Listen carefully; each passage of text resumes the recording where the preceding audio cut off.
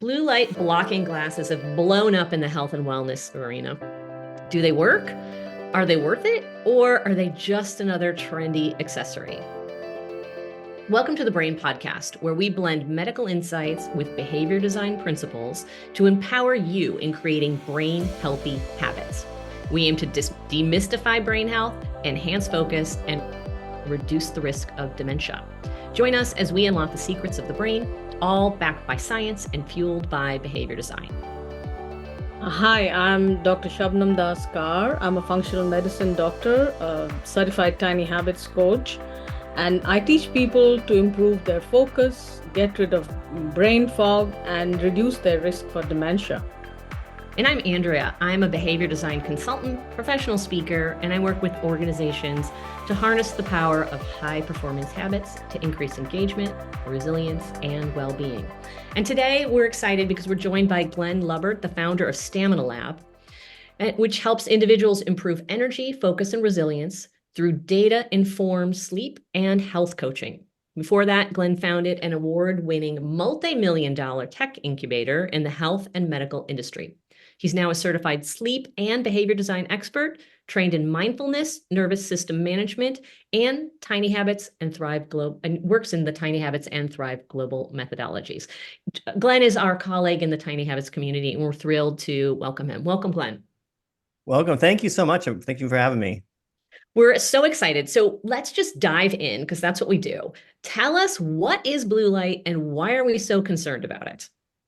So blue light is the light that we get from the sun. It's the visible light spectrum that we need to be able to see and be able to have good mood and be able to have energy and vitality and be able to just to go about our day with the fun and energy of the day. And we sometimes vilify blue light, but it's so essential. Primarily, it's essential for our circadian rhythm.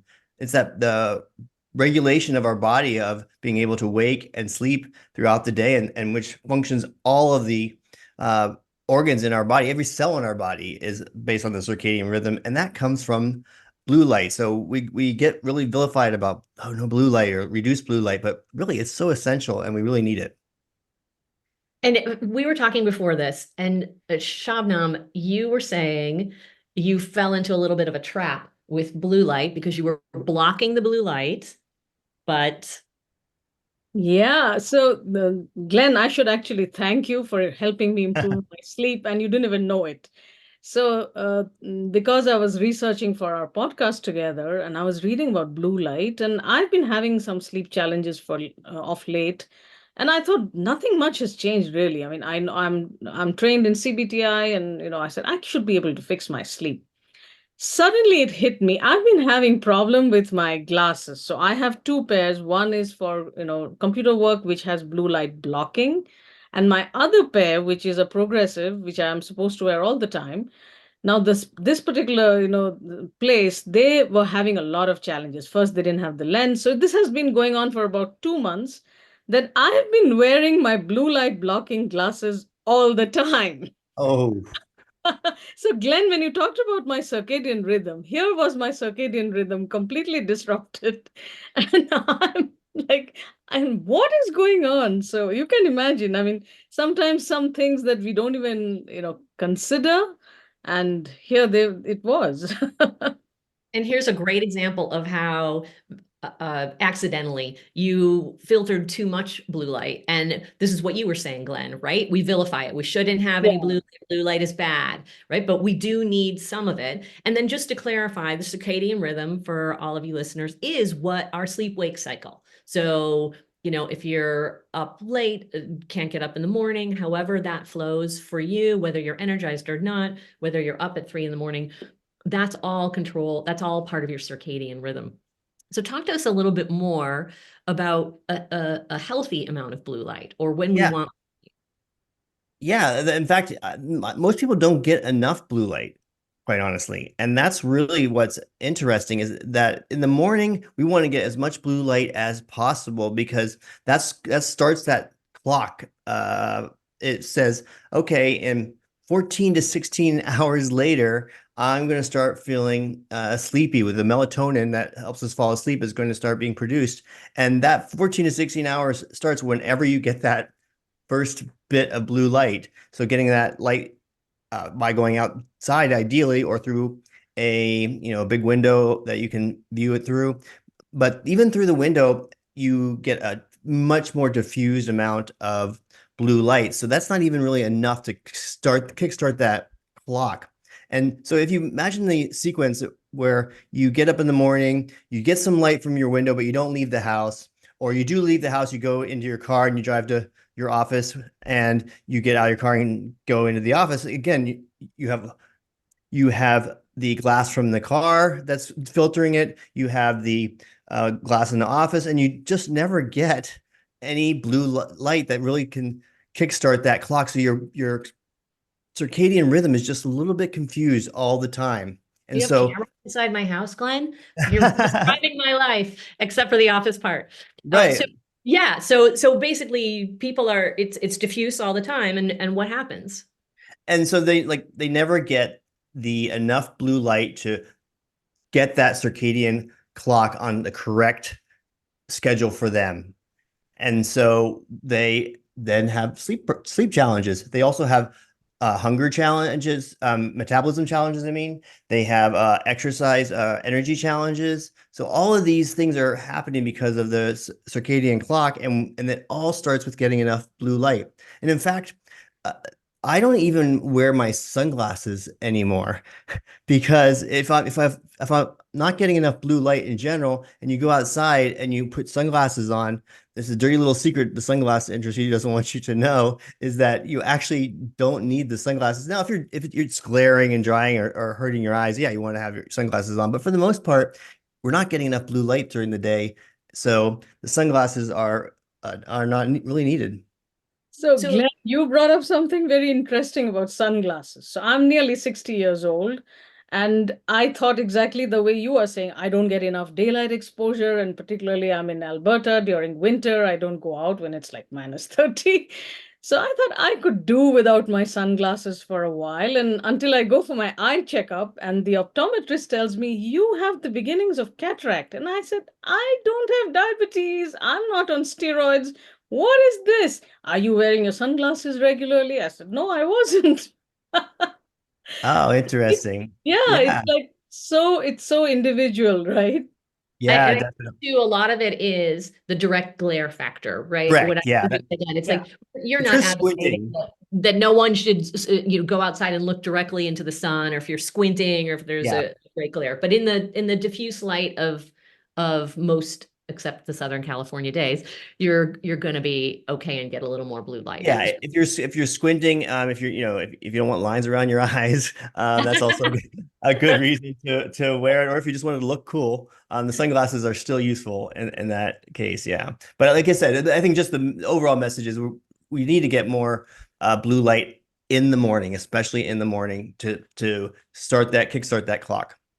And your suggestion is, like in a good, better, best framework, is number one, outside without light, and then maybe near your window if you absolutely need to, but get outside early in the morning. First thing, is that what you're suggesting? Yeah, first thing as soon as you can. So you just step out, even for a couple minutes. Ideally you want to be out for I say 10, 15, 20, 30 minutes, whatever. Walk your dog or go for a short walk.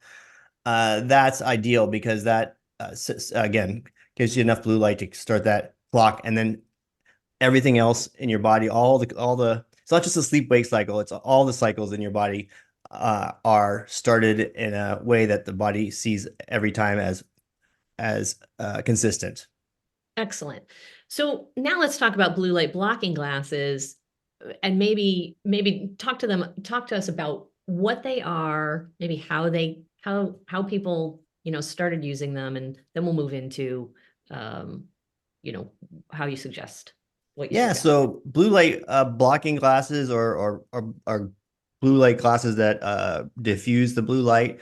This really came about because we were starting to worry about the light coming from our devices, from our computers, from our TV screens, from our phones, and having that disrupt the natural circadian rhythm, the melatonin production specifically in the evening, and saying, okay, uh, we're not producing the melatonin we need to fall asleep, and the cause is the blue light. Everything's the cause is our phones.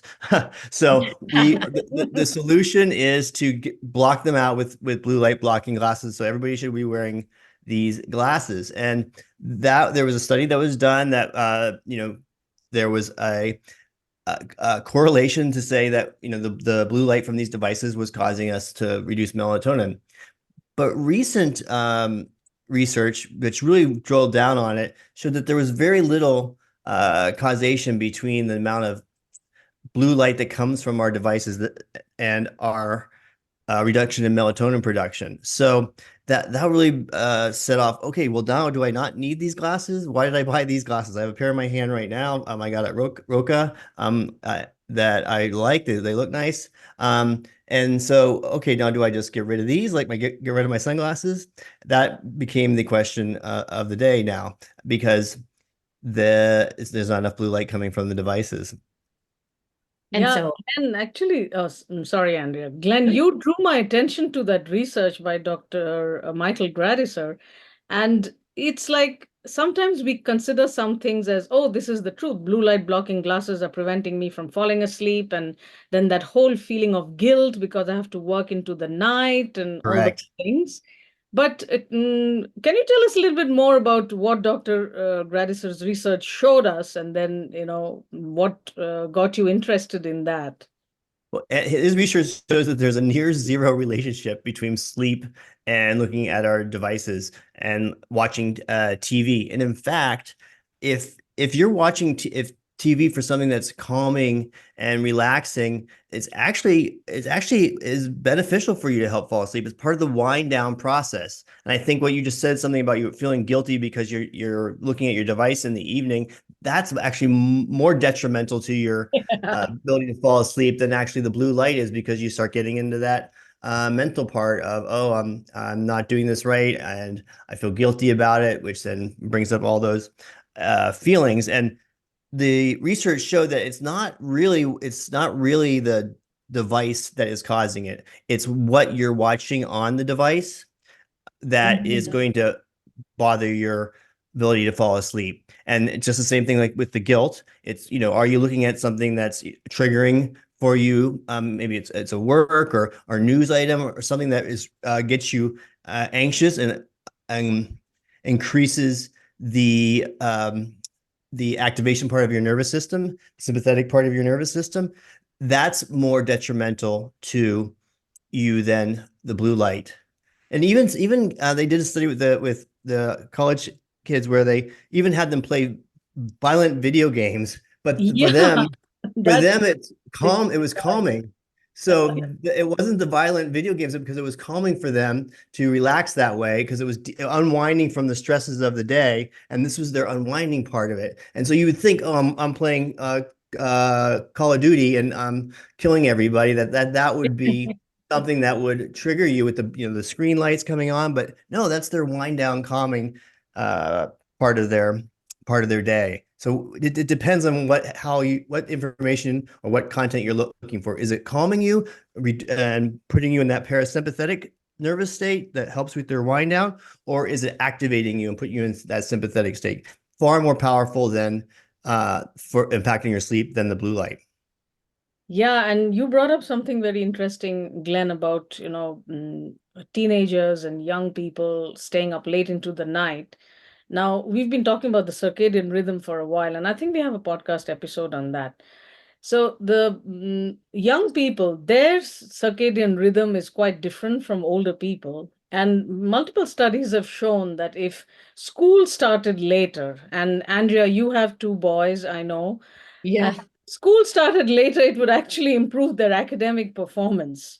for So the the middle school or the young teenagers and things like that. If it started later, for the younger ones, they want to start earlier, right? And there was a study that said that. yeah, yeah.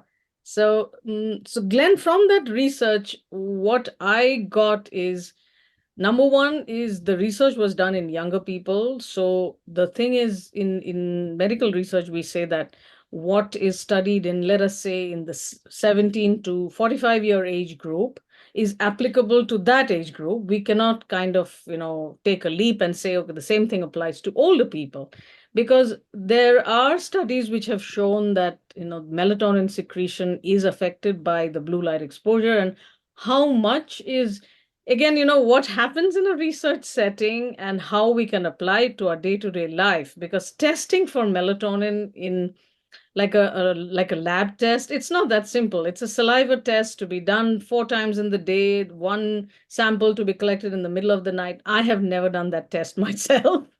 And it's not so practical to do that because it's not that actionable. Now, that is one. The other thing is, with age, we know that melatonin levels decline. Mm. And the other impression that a lot of people have is melatonin is the only thing to do about sleep, a sleep onset, and that is not the only thing melatonin does. So if melatonin levels decline with age and with blue light exposure, I would also think about, melatonin's actions as a very powerful antioxidant. And the important thing is melatonin is a natural substance. It's not a prescription medication. It's not a herb. Our bodies are naturally supposed to produce melatonin. So I mean, I would love to know your thoughts about that. And Andrea, you too. Well, As you let's link it, Glenn. Why don't you link it, Glenn, with our topic today of blue light and glasses? And I'd love to hear. Yeah. Well, I think that still using the blue light glasses, there's even for the cohort that is in that the study showed the 14 to 47. I can't remember what the actual age group was, but there is still benefits to using the blue light glasses. They help with eye strain and with the ability to use the devices longer, to be able to keep yourself in a comfort zone. And even so, taking breaks from the screen or and using these glasses, these are great tools for still reducing blue light in a way that's going to help you. Yeah, and Glenn, there's something else I wanted to ask. So about the different types of glasses. I mean, there is one amber colored one, which definitely I don't see myself using that amber colored one in the evening. And can you tell us a little bit about what are the different glasses? And I mean, I know it's very difficult for anyone to give, off the cuff recommendations, but how many hours do you think in the evening should people use those? Let's start with the types of blue light glasses. Yeah.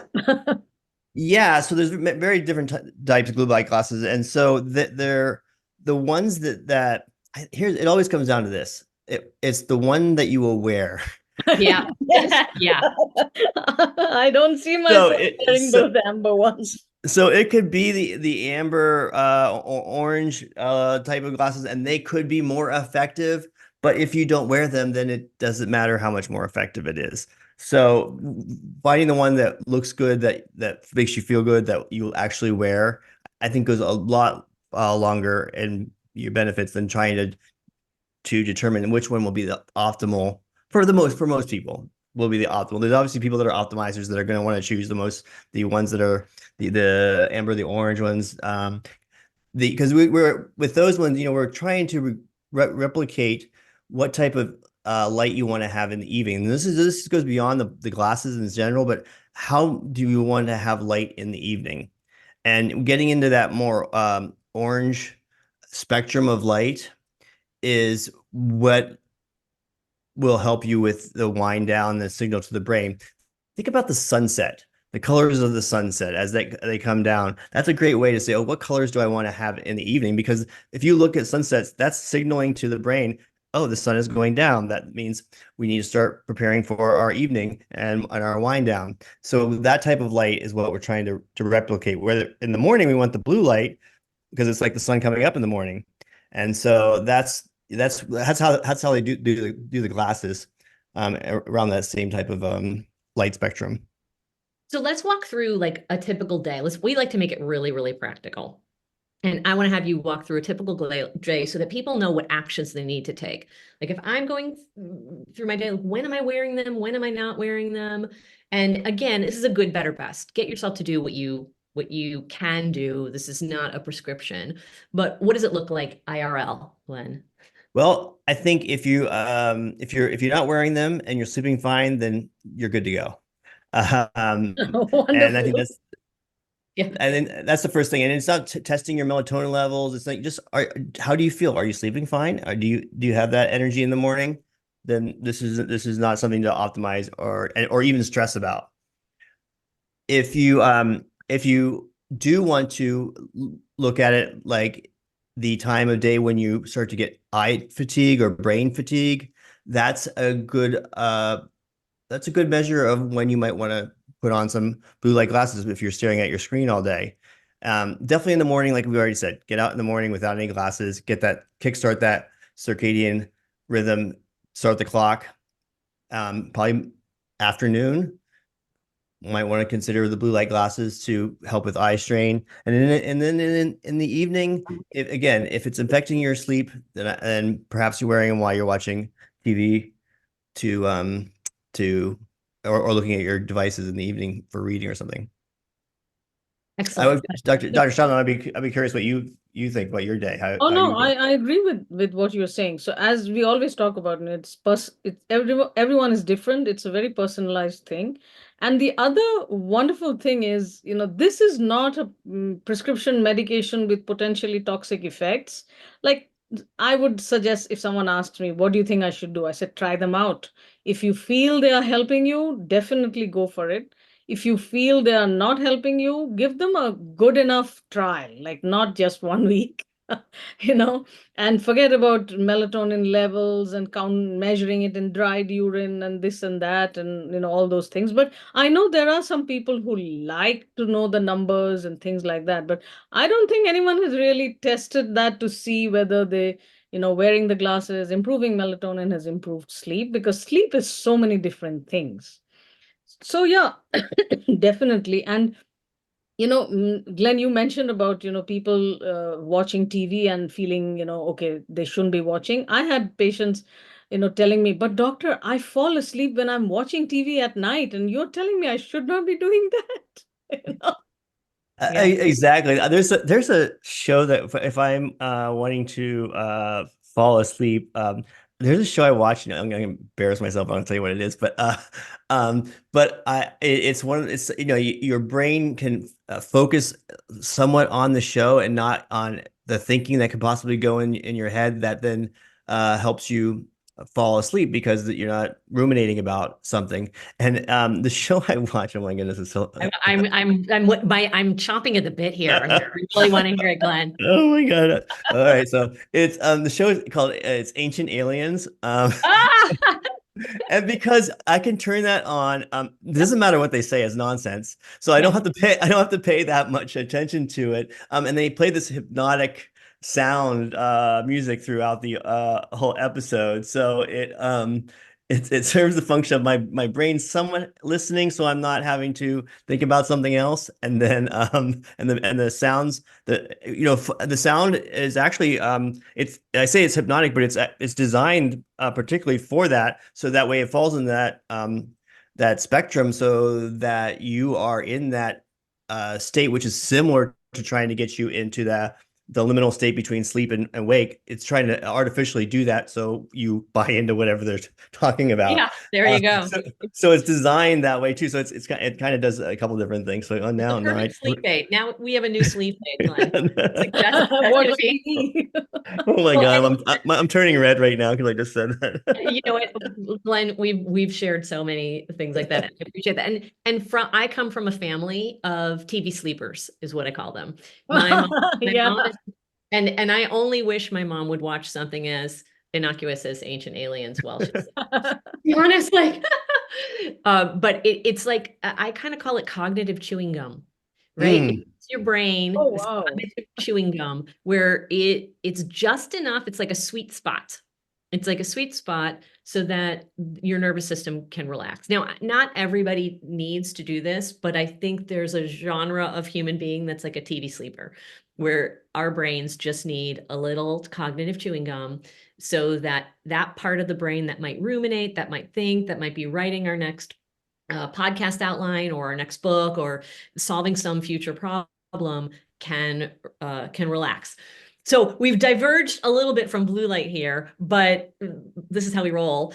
I love that cognitive chewing gum. I love that. I really do. love that. I know. So news would not be cognitive chewing gum. No, news is not cognitive chewing gum. But I think if you're in bed and you aren't able to fall asleep, I think getting up and finding some of that cognitive chewing gum is the best course of action. Yeah, that's like one of the CBTI techniques. And another variation of it that I like to use is, again, we are going away from blue light, but one more technique about helping us sleep better is reading, like, fiction. For me, it's like fiction. I don't have to be fully attentive, like, Right. you described the TV program. Because if it's something that's nonfiction, then I have to start cross-checking references, taking notes. Yep. You're gonna go down a rabbit hole. If it's fiction for you, you're gonna not only open the rabbit hole but go down it. And I think, but the circle like that. I'm sorry, Andrew. Go ahead. You go ahead, John. You go ahead, Glenn. So circle it back to blue light though. With the fiction work is that you're trying to get something that is not stimulating your nervous system, and that's with the blue light glasses. That's really we're trying to reduce the amount of blue light because it was going to stimulate our nervous system. And what we're finding is that may or may not be the case. But really, that's what you're trying to figure out is what's stimulating your nervous system and what's calming your nervous system. And that's really the better question to ask. And that's why I think, well, I'll just ask you the blunt question: hype or not blue light glasses? What's that again? Blue light glasses. Hype, not hype. I think they're overhyped, yes, but Yes. they are a valuable tool. Excellent. And I think that's really what's come across.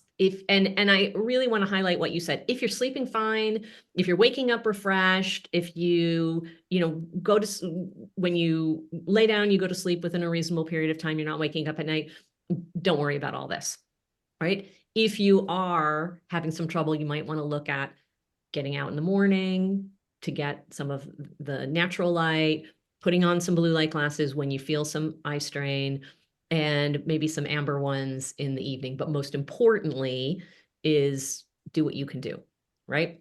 To get yourself to do what you can, what you already want to do. Final thoughts on this, Glenn? And maybe some tiny habit recipe if you have one. Yeah, I'll share my tiny habit. One of my tiny habit recipes is my favorite one is after I have a little alarm set on my phone, and it says at 9 o'clock. It goes off. That's time to put my phone to bed.